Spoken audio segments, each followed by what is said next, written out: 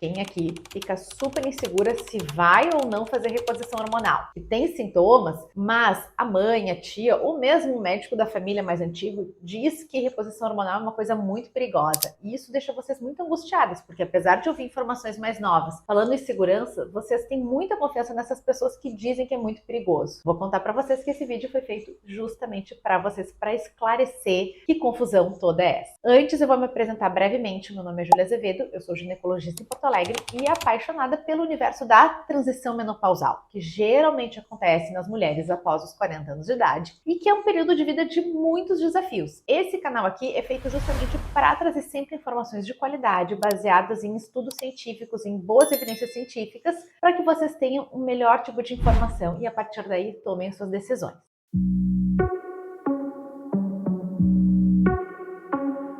Let's go! Que confusão toda essa, que papo todo esse, faz mal, não faz, previne infarto ou causa infarto? Bem, esse vídeo foi feito para explicar um pouco sobre a história da reposição e de onde veio todo esse monte de informações.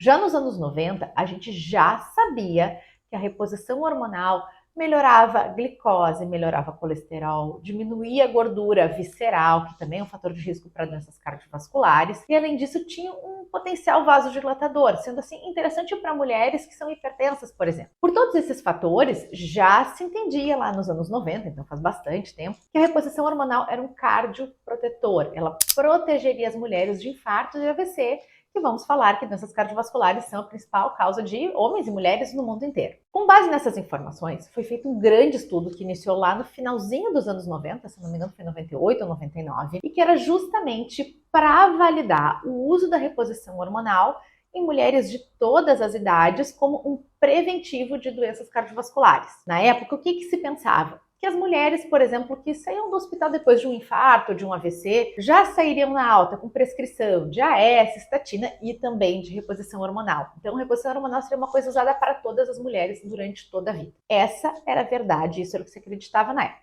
Então, para isso, para justamente a gente poder validar essa conduta, foi feito um grande estudo, que é o estudo WHI, que é a sigla de Women's Health Initiative, que foi um estudo justamente para avaliar o risco de doenças cardiovasculares com reposição hormonal. Esse estudo, na verdade, eram dois estudos, eram dois braços de estudo. Por que isso? Era um grupo de mulheres com útero e que, portanto, usariam uma fórmula de estrogênio, que na época era o estrogênio equino conjugado, que era um estrogênio que era retirado de éguas, prenhas, enfim, associado à medroxiprogesterona, que era um tipo de progestina que se usava muito naquela época. Isso em mulheres com útero que precisavam já da progesterona, de algum progestágeno para proteção endometrial. O mesmo estudo tinha também um outro braço, que eram mulheres sem útero, e que por isso usavam apenas o estrogênio equino conjugado sem progesterona, sem nenhum progestágeno, afinal de contas a gente está falando de mulheres sem útero. Esses dois grupos, então, eram grupos independentes que usariam a medicação, então seria a reposição hormonal ou placebo, e seriam seguidos durante algum tempo. Acontece que em 2002 teve interrupção desse estudo no grupo que usava a terapia combinada, isto é, o grupo de estrogênio e progesterona, porque nesse grupo se viu um aumento de risco de 29% de eventos cardiovasculares, isto é, infarto e AVC, além de um aumento de risco de câncer de mama. Agora vamos lembrar, o estudo tinha também esse outro braço que usava estrogênio de forma isolada.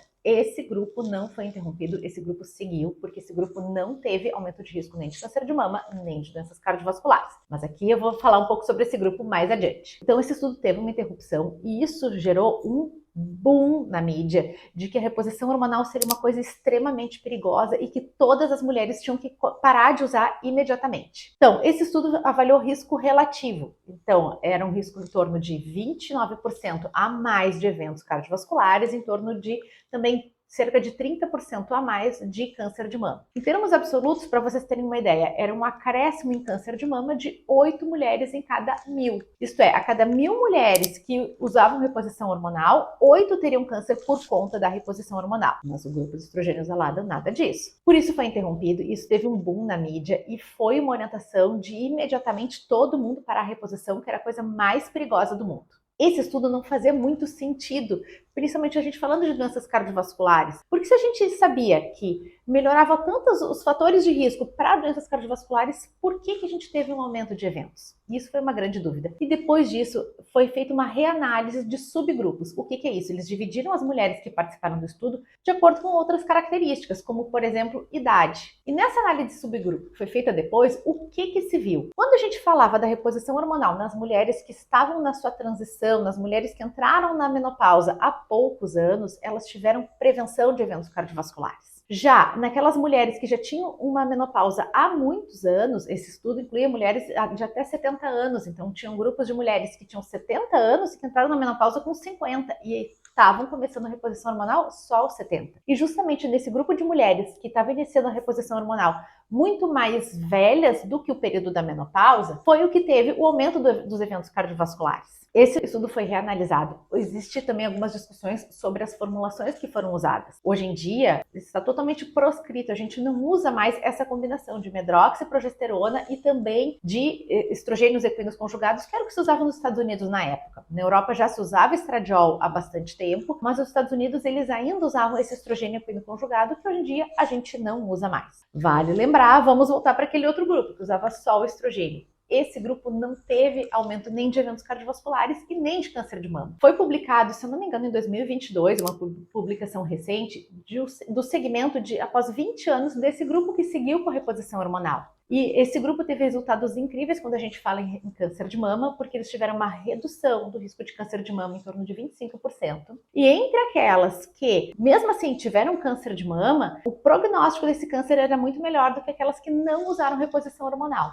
Isto é, eles tiveram um efeito protetor para a mama no grupo do estrogênio isolado. O que isso nos leva a pensar? Muito da culpa dos eventos cardiovasculares e do câncer de mama foi do uso da medroxiprogesterona, que era a progesterona que se tinha na época e que a gente não usa mais. O que se entende hoje é que toda uma geração de mulheres foi prejudicada porque deixou de se beneficiar das vantagens, das coisas boas que a gente tem da reposição hormonal, simplesmente por um estudo que foi mal interpretado e com resultados questionáveis, vieses que a gente discute muito, principalmente essa questão idade das mulheres, e que esse resultado foi tido como o resultado absoluto da reposição hormonal. Naquela época, mesmo mulheres que não tinham útero, que usavam estrogênio de forma isolada, foram orientadas a parar a reposição, sendo que não existia nenhum dado dizendo que o estrogênio isolado aumentasse o risco. Muito pelo contrário, ele seria preventivo para essas mulheres, tanto em eventos cardiovasculares quanto em câncer de mama. Por isso, é muito importante a gente ter muito cuidado com os estudos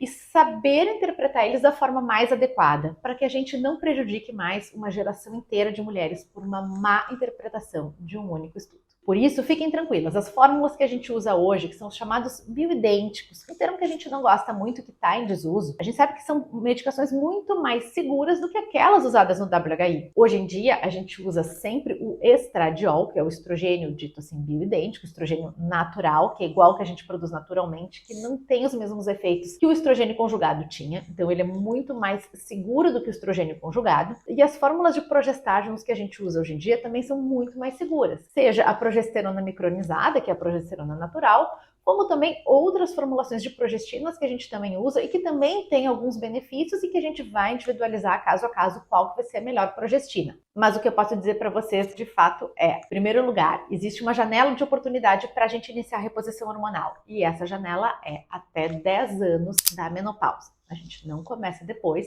justamente para não ter o efeito lá do WHI de aumento de eventos cardiovasculares. Outra coisa importante, as fórmulas que a gente usa hoje, 2024, são completamente diferentes das fórmulas do WHI. E terceira coisa, confiem nos médicos, confiem nas informações mais recentes, porque sim, os estudos mudam, a informação muda e é importante a gente se manter sempre atualizado. Espero ter sido bem esclarecedor esse vídeo, espero que vocês entendam de onde que veio essa informação e que mais e mais mulheres não sejam prejudicadas por um erro de interpretação de um estudo com erros na sua metodologia. Beijos e até o próximo vídeo.